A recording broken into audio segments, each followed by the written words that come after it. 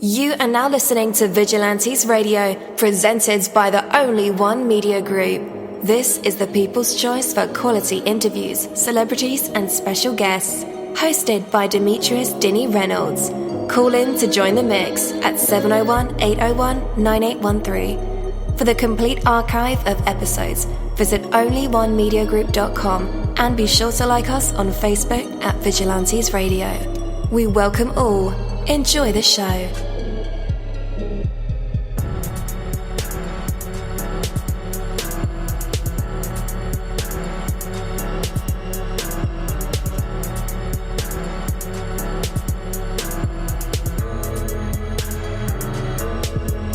Ladies and gentlemen, please welcome your host, Demetrius Houdini Black Reynolds. Enjoy the show.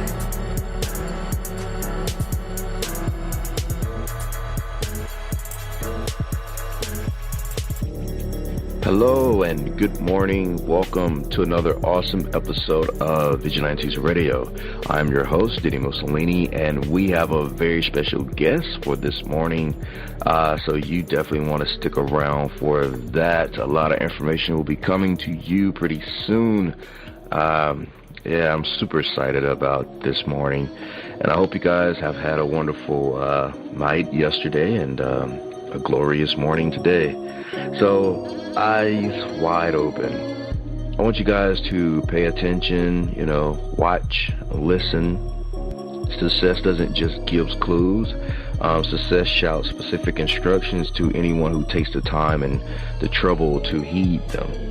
Pay attention not only to those you wish to emulate, but more importantly to those you aim to serve.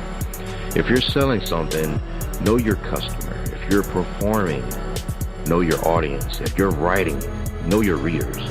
The world will tell you how to make it yours if you'll just pay it some respect, open your eyes and see the wealth of opportunities to make a positive difference. Get out and get involved. Be curious. Be genuine. If the market is not beating a path to your door, make it your business to learn more about that market.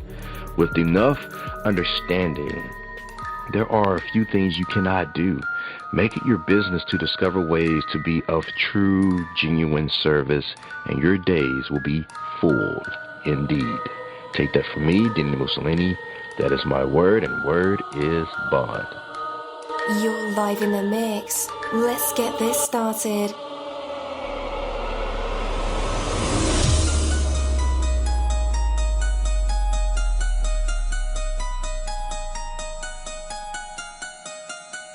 Yo, hello and welcome to another awesome episode of Inside the Music or Inside the Book. Inside the Business, where we dive into the minds of the people who create marvelous things. It feels so good to be back with you guys once again. So one time for my people who are indigos, crystalline or starseeds, or for my Vigilantes audience family, and 2 times for my people who are vegetarian or vegans. If you're like me, we are averaging over 37,000 live listeners, and we've been at this for 4 solid years. I appreciate all you guys who've been rocking with the kid on this journey, and we are still evolving, baby. It is all because of you, most definitely. We are the people who have dedicated their lives to music, spirituality, business, literature, art, movies, and research in every aspect, and we want to allow you an opportunity to tell your story. Man, we've had celebrities on our show, from Grammy Award-winning artists to nominees to actors, comedians, CEOs, technology geniuses, visual artists, from authors to professors and aliens. Or people who think they're aliens. It doesn't matter who you are or where you come from. Come on our show and talk to me. So check it out. To book an interview or just to share a real cool story, email me at vradio@onlyonemediagroup.com. And that's V as in Victor. I'm passionate about what I do, just as passionate about what you do. And together, yes, together, we can get your voice heard by the people who should hear it. So let's create something incredible. You know the number to dial, 701-801-9813. text that number to your buddy right now and tell them to tune in to connect with us or our guests, or you can hop in the mix directly from our website, onlyonemediagroup.com. Right from the homepage, you can slap that go live button and you'll be right here live in the mix and in the chat room with all of us. Feel free to shoot over some questions to ask our guests while they are here, but only as time permits. Sometimes my guests and I talk entirely too much and we take up the entire hour. And as always, all episodes are available for free download, and you can grab that from either Spreaker.com/onlyonemediagroup, iTunes, YouTube, or any app from the Google Play or iTunes Store, or over at our website. And that goes for every single episode that we ever aired. Imagine being paid for using social media. WebTalk is changing the way we connect and get paid. WebTalk is the social media platform that pays you. With WebTalk, you can promote and manage all your social media sites from one place. It includes features like user search, media galleries, referral tracking, magic newsfeed, Meet video chat, classifieds, and much, much more. WebTalk is booming with over 4 million users. Manage, connect, engage, get paid. No matter why you network, you can do it better with WebTalk. You can connect with your friends, colleagues, and the world. Use WebTalk to consolidate, organize, and syndicate everything. Imagine your perfect networking app. You will find it with WebTalk. It's time to take back control of you. WebTalk is the best free way to communicate and create success. To learn more, visit myfreewebtalk.com. That's myfreewebtalk.com. All right. Once again, welcome to the show. You are listening to Vigilantes Radio Podcast, and I'm your host, dini-mussolini. Our interviews go beyond the books, the movies, the films, the music, the arts, the education, the technology, the businesses, and sometimes even the ego. We go into these minds of these marvelous human beings who create these marvelous aspirations and give them to the universe, to you, and to I. And that is our sole purpose here on Vigilantes Radio, is to dive in deep and understand who our entrepreneurs are, who our artists are, our filmmakers, our actors, our authors, tech geniuses, and so on and so forth. I have the questions and they have the answers. So with that, let's welcome our special guest to the show. Good morning. How are you doing today? I'm fine. How are you? Doing great. Thanks for asking. So, welcome to the show, and if you would be so kind to introduce yourself to our audience. Okay. First of all, let me say I'm honored to be on the show, so thank you for that. And my name is Edidiong Obot, and I'm also known as e-chrys. So that is who I am. All right, cool deal. So again, welcome to the show. I'm so excited to have you here with us. I guess the most important question and the question of the hour, the elephant in the room, if you will, how have you been faring during this whole pandemic? I know that that's probably going to be a common question that is asked throughout, the entire period, whether it's with me or family members or loved ones. I think that this is just kind of a time where we are being tested in a sense. Our relationships are being tested. Our job security is being tested. It's just so many different types of tests that are occurring. As for me, I'm doing my best. I think that's all we can do, is to do our best during this time period, as it's very unexpected. And I think the world is also seeing that there are definitely some things that need to be changed in regards to a lot of industries. Some industries that never thought that they would be hit like this, they're being hit the most. You look at education and how the teachers had to all of a sudden move into an online-based classroom. Or you look at, nurses and healthcare professionals that have to kind of bear that burden. I don't really know if I would say burden, but just kind of bear the bones of being those frontliners, taking care of those who are sick. So for me, it's just kind of been an interesting time period. Just watching the world and just watching how my own family dynamic is faring and how my own, my businesses are doing as well, especially for those who are small businesses. I know that they are really, feeling this kind of pandemic and its causes to their business. So. Yeah, definitely. And you are a public speaker, correct? I am a public speaker, so what I do is I go out to different types of events. It may be a conference, it may be a workshop, it may just be, coming to speak to, your crowd. And oftentimes, my talking points will usually touch on empowerment or some form of business strategy. It may just be, giving advice. So I've spoken at different venues with different organizations, from the Urban League to just kind of advocacy groups, such as those that talk to the youth, women, different types of people. Yeah, how did you get involved in that? Honestly, I will say that I've always been a talker, but I think that a lot of people were just encouraged by some of the things that I had to say, and they just felt that should be shared on a larger platform. And so that's kind of how I got into it, in a sense.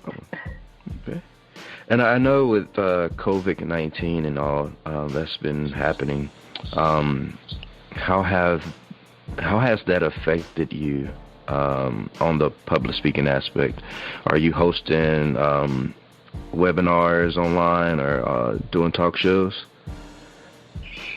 Well, I mean, I think that this is, like I said, COVID-19 has definitely tested some industries, especially for those who are like myself into public speaking and doing different types of things, right? I think it's just a matter of still being able to do that, but in a different setting. And so just like you rightly said, webinars, shows like this, you're still able to still publicly speak.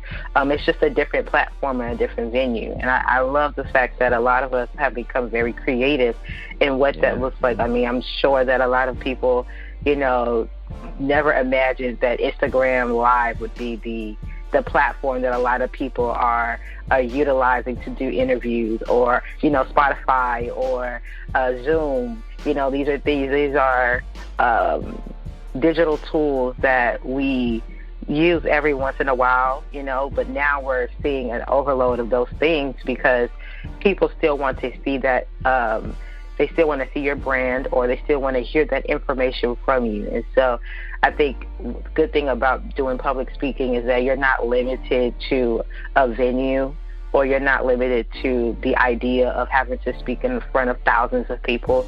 Your voice can still be heard, whether it's, on the radio or on a podcast or, even on a TV interview. Now people are doing TV interviews in a form of Zoom or Skype or IG Live or, whatever that tool or medium is. So I think that for me, the interesting thing has been how to creatively transform what you would call a typical speaking setting into a setting where people can still tune in. And I think that has been the most rewarding part of it all, right? Because you get a chance to access knowledge and information at the tip of your hands. And most of it has been, free. Whereas in the past, some of that information and education and knowledge, you would typically have to come to a venue, pay, and you get all these different little perks that go with it, which there's nothing wrong with that. But at the same time, like, you're still having to, do a lot of different things that will get you to the event. Now it's kind of like the event is at your fingertips. You just press Zoom and you go, or you just get on your Instagram and you're there, and here you go. You're able to talk with these people, or you're able to at least see the information and learn more. So yeah, I've seen a lot of creative businesses being created, a lot of people that you would normally see on, public platforms or in person, become creative and streamline their existing business. And also, what caught my eye is that you are a culture influencer. What is that exactly?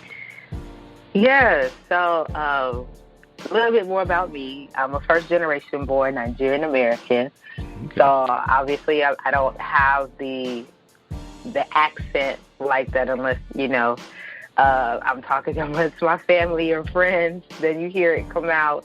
But I think my biggest thing growing up as a first-generation born Nigerian American is learning the 3 different cultures is what I say, right? First, I have my Nigerian culture. Mm-hmm. Then I also have just the American culture in general. And then you have the Black culture, right? Because I'm still classified as Black, in America. And so growing up, it was just trying to understand what that identity looks like. When I go to school, I'm Black, I'm American. When I come home, I'm Nigerian, I'm American, so it's all those different flavors of cultures infused and mixed in. And as I was getting older, I realized that there's just so many different similarities amongst these cultures. And I grew up in Houston, Texas, on the southwest side, A-Leaf. So shout out to everybody that's from SWAT. And A-Leaf is very diverse. You have Indians, you have Asians, you have Africans, you have all different types of ethnicities in that area, that school district. And I think for me, that was one of the beautiful things because I got a chance to experience, different cultures and backgrounds with my friends. And so I took that into my adulthood, and I wanted to understand more about how I could connect the dots between our various cultures and our communities, things that are similar, things that are different. I wanted to identify ways that our cultures can take from each other, learn from each other rather. Mm-hmm. And so that is what a cultural influencer does. They utilize the aspects of culture in order to bring about education, awareness, and also just kind of bring about also understanding. A lot of people are ignorant to, what some of the traditions are in some of these cultures. And just, without, thinking about it, they don on different clothing without understanding what it means. Or they may be dismissive of different types of food because of the smell or what have you. But when you think about some of those things, some of these food items, I'll take that for example, they're some of the same things that, Americans or Black people or whatever culture eat. It's just called a different thing, or it's just prepared slightly different, and sometimes bringing about that awareness allows for people to be more open-minded to other people's cultures and traditions and be able to appreciate it the more. Even for those who are quote-unquote woke and they have traveled and they've been to all these different places, even sometimes you may or may not understand what some of those things mean. There may be a language barrier. Who knows? I think that's what a culture influencer does, is they find ways to connect the dots in those cultural communities, especially for me that I grew up in a household where both of my parents are immigrants. And so having to explain, to my Black American friends, if you will, for lack of a better term or word, having to explain, what rice and stew is, or fufu and soup, or why it smells like that, or, my mom and my dad came to school while they were wearing this kind of clothing, it's I think it was an opportunity for me to educate them in that sense. And nowadays, time has passed, and all the bullying that went on into that for, those who endured that because of lack of knowledge. Now people are more appreciative of the cuisine. That's what we call it now, the African cuisine. You know, people are willing to go to the African restaurants and try their plantain and dodo, or they're willing to, you know, they're willing to wear, you know, the clothes. You know, they once used to talk about, oh, it's so flashy and colorful and tacky, and now we're seeing the prints that they're wearing. You know, it's been modernized and westernized, and now you see the prints in a more Western fashion style, you know, pants and tops and, you know, all those different things. So I think it's interesting to see how these cultures have been accepted in various platforms as well as different societies. You know, now people are able, they are, not to say that people never got like the Hindu, you know, markings on their hands and things like that, but now they're able to understand what those things mean, you know, what those traditions are. It's not just, I'm going to throw this on, I'm just going to put this on my body, I'm going to just eat this. Now people are willing to go to like Hindu or Indian weddings or Nigerian weddings or whatever the case is. And so when I say I'm a cultural influencer, it's ways that I'm able to influence our culture, and it's through education, through understanding, and also just, you know, painting the picture for people to be open-minded when it comes to these different types of cultures. Yeah, but you don't think people are appropriating the culture when they put on the clothes and really don't know the meaning behind certain things because the industry made it popular without any context, you know? Do you feel that way? And I do. It's definitely a discussion that has been had plenty of times, right? You know, at what point do you feel like they're appropriating the culture?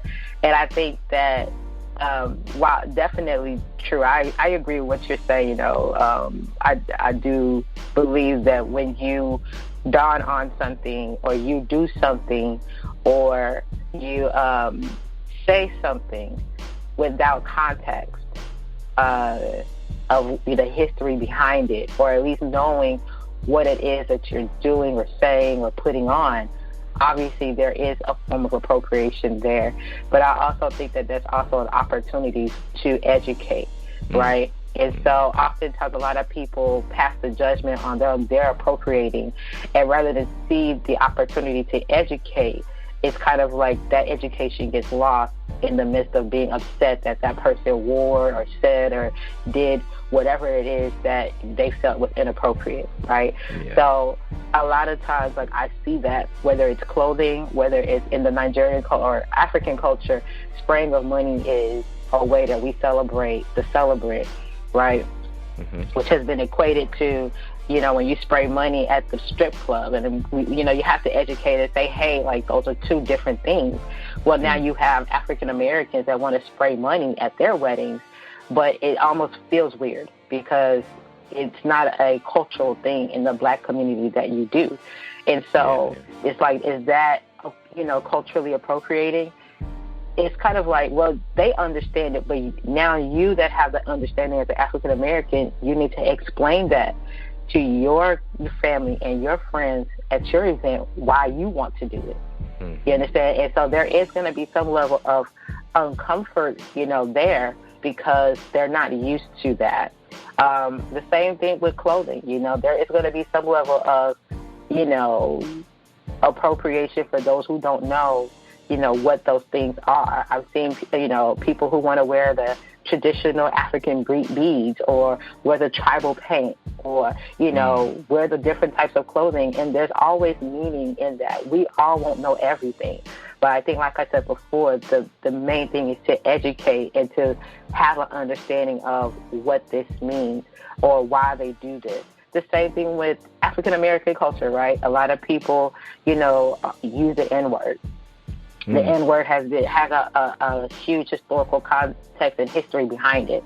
But when you see other cultures who want to use the word, or they use the word, there's a level of offense, and I'm not equating like everything to each other, but these are just examples of ways that people try to appropriate, the word or the clothes or the food or the action or whatever it may be without having the understanding and the knowledge behind what it is that they're doing, and then use that because of the beauty of the art or the word, or in the name of creativity, monetize it and make it popular. And so I think there's definitely opportunities in there where we can educate, especially those who feel like this group of people is appropriating from us.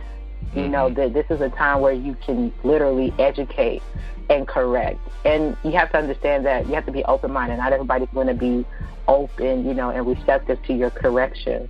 It may come with backlash, and we've seen that in the past. When people were talking about Beyonce and she was, appropriating some of the African and tribal stuff, or other people who have done such things in the past. But it's kind of like, I'm quite sure she's not necessarily appropriating, right? Like, she's probably giving appreciation, and so it now begins to be, okay, at what point is appreciation versus appropriation?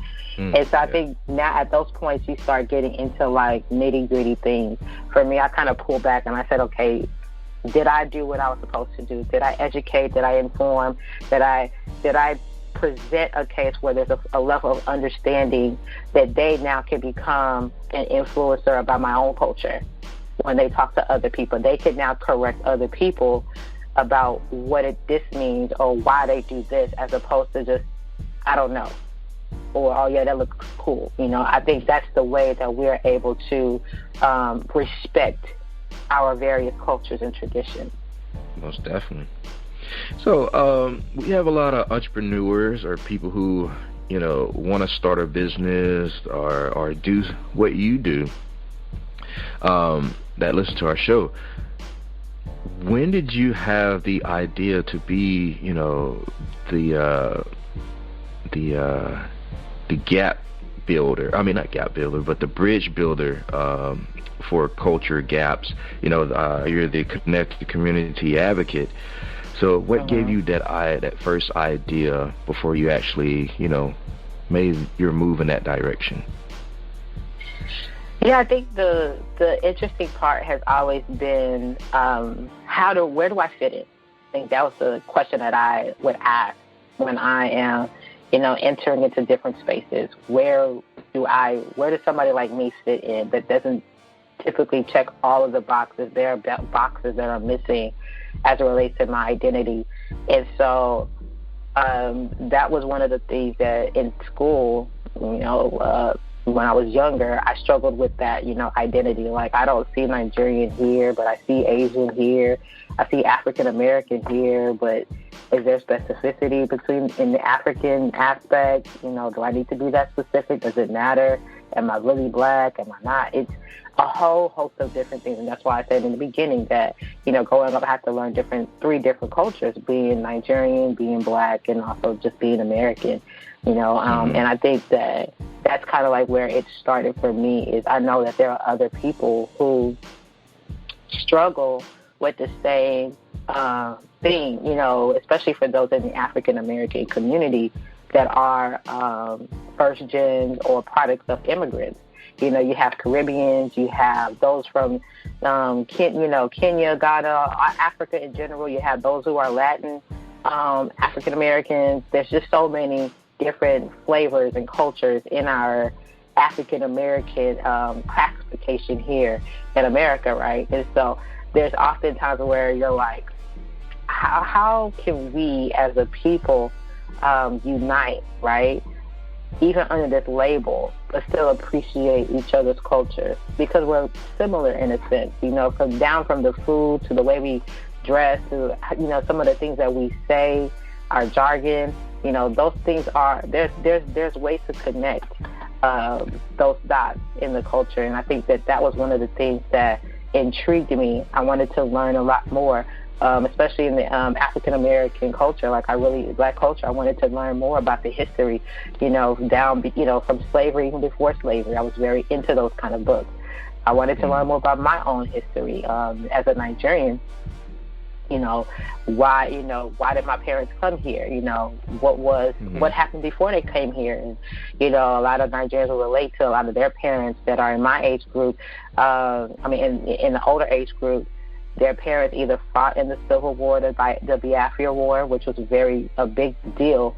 A lot of Nigerian parents still have pain from that because it was literally like a mass like suicide, pretty much, of cultural and tribal differences. And a lot of people don't know a lot about it, And so when you have parents who survived that and were able to come here, just by trying to get a better education, better their life, you begin to question, like, okay, so what happened? Why was that even a thing there? Who else, survived? And you're asking a whole lot of different questions, and then you begin to realize that kind of trauma is not just in Nigerian culture. You can see that in Caribbean. You can see that in, those who are from Latin, countries. And everybody has their form of whatever that trauma was and why their reasoning as to why they came to America, right, as an immigrant. And so I think that for me, I wanted to not only learn more, but I wanted to gain a better understanding in regards to my story and my family story, and how is that parallel to other people in other cultures and ethnicities, their story. So that's kind of like why I got into this. I really was interested in ways that we could connect and unite and also work together. So part of that also included me taking that and saying, okay, I want to make sure that whatever it is that this country has to offer, how can I bring that back to my community? And so I got involved in various nonprofit organizations such as the Urban League or, the Professional Association of Young Africans. I was very strategic in, the different organizations that I was placing myself in, because I wanted to learn more about the growth, how to be a leader, what are the different resources that each organization offers. There's also a Nigerian American Multicultural Council that is specifically for people like myself. So I felt like I had a place where I can fit in, but I'm also Black, and so I felt like the Urban League Young Professionals was another place that I can fit in. So it's where can I fit in, where can I learn, and then where can I take this information and these resources back to the people I know don't know anything about these organizations or these resources. And so that's how I got into it. Most def. So what are you up to nowadays? Okay, well, so much stuff going on. Right now, I'm actually working on a few projects, so I do have some merch that will be coming out soon, so you guys can look out for that. And then I also have a podcast that will be coming out soon that will give people that platform to share their stories, like myself, on there. And so those are a couple of things. Obviously, I still have speaking engagements and things like that you can catch me on. So there'll be a few things coming out soon, so you guys can definitely stay tuned on and follow me on Instagram and on Facebook and just kind of, be on the lookout. Yeah. So you do a lot. It may sound like the typical cliche, because I'm actually Jamaican American, and I do about, at least 11 to 12 different jobs, or wear 11 to 12 different hats. And it's always a joke in the mainstream about Jamaicans and how they work. Right. They do everything.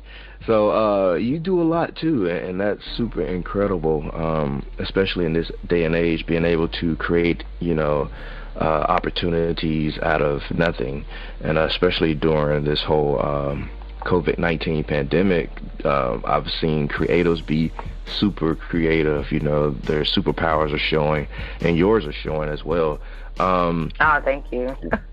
Yes, most definitely. What is one of the things that you want to do that you haven't done yet? Man, that is a great question. One of the things that I want to do that I haven't done yet is actually to take my media skills and write and produce a documentary. Ooh. So yeah, so that's one of the things that I have not done yet. I've had my own TV shows, had two, and I'm working on the third. You know, I'm about to do the podcast, so that's there. So on the media side, that is one thing that I would definitely be interested in doing is do my own documentary. That I've always had that idea in my mind, and I'm like, okay, when I get there, and whatever there is, right, for anybody that's listening, when you feel like you're at a point where you can put in the time and the energy to do that, and I feel like I'm almost there to start working on something like that. So yeah, that's definitely one thing that I want to do is, you know, just to your reference, you were saying, you know, I do so many things. You know, I have been afforded the opportunity to have not only the gifts and the talents, but to have the right people around me that want to see the success of my vision, or they want to see, you know, how they themselves can grow in their respective role. So it just allows for all of us to be successful regardless of, you know, how many things I'm doing. You know, at the end of the day, it's for everybody to find their niche and grow in their niche and feel confident about what they're doing, whether they're on my team or I'm on their team, whatever the case may be. You know, there's a saying that we say in Nigeria that Naijano de carry last, which means that I must strive to be the best at whatever I'm doing. If this thing doesn't work, there's another way that I'll find for it to work. You know, there's a workaround. You know, if I don't like the way this is happening, I have the opportunity in my own will, and also by God's grace, to change it, flip it, or look at it differently.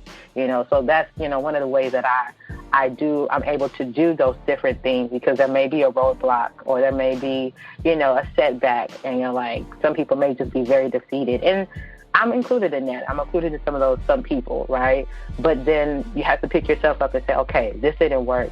Okay, how can I achieve the same goal in a different way, maybe a different route? And so, you know, I just kind of wanted to touch on that, because I know the saying that, you know, Jamaicans are always doing different things. And the same thing with Nigerians, you know, they're always having their hands in different things, you know, they're always prospering in different ways as well. So just wanted to touch on that as well. Most definitely. What would the documentary be about? Yeah, you know, so just like I was talking about, you know, culture, right? Yeah, culture. It would definitely be about culture and just try to highlight those stories that I was talking about, you know, as a cultural influencer, highlighting those type of stories. And so that is something that the documentary would touch on, you know, just kind of taking the podcast and turning it into a video form, right? Nice. So that's something that I would, you know, it's in the works. So let's just say that. Deal. All right. Once again, let our listeners know where they can connect with you online. Yeah, so you can find me on Instagram at e_Chrys. That's CHRYS. I'm also on Facebook. You can find me there. And the handle there is at e.CHRYSOBOT. I'm also on Twitter as well, so you can find me there. And our website, you can go to campsite.bio/e_Chrys, and you can find everything there that I have going on, from my podcast to TV shows, merch. You want to support your girl, definitely, you know, click on that link and connect with me on IG. All right, and we will have those links in the description of this episode, my listeners, so all you have to do is just click the links and connect with Edidiong. Well, I want to thank you so much again for being our special guest this morning. It was a complete pleasure learning about you and the things you do and how you are a connector of communities in the culture field. So thank you so much. Thank you. All right, have a great morning. All right, you too. Thank you, my Vigilantes family, as always, for checking out my podcast over here at Vigilantes Radio. All episodes are available for free download, and you can grab that from either Spreaker.com/Only One Media Group, iTunes, YouTube, any app that's on a Google Play or iTunes store, or our website. And that goes from every single episode that we've ever aired. If you'd like to request music or a particular guest or send something for me to play, email it to vradio@onlyonemediagroup.com. If it's music, please label it by artist and title. Here's my disclaimer. We are genre free, we do not judge, and we absolutely do not base our opinions on hearsay but facts alone. And actually, you can scratch all of that because all of my opinions are always right. That's the bottom line. This is my show, so deal with it. Nah, just kidding. On behalf of myself, Dini-Mussolini, I appreciate all you guys for tuning in, either afterwards or live with us. Spread the word because sharing is caring. We stepped up our game just for you guys and our guests to make sure that you have the best experience here on our show. Be sure to connect with us on Facebook, Twitter, Instagram, Tumblr, as well as Spreaker. We always follow back. That is the number one rule. Okay, well, just remember to be yourself and be absolutely great at just doing that. Avoid being too comfortable because you're messing with your potential when you do that. Peace and have a good night.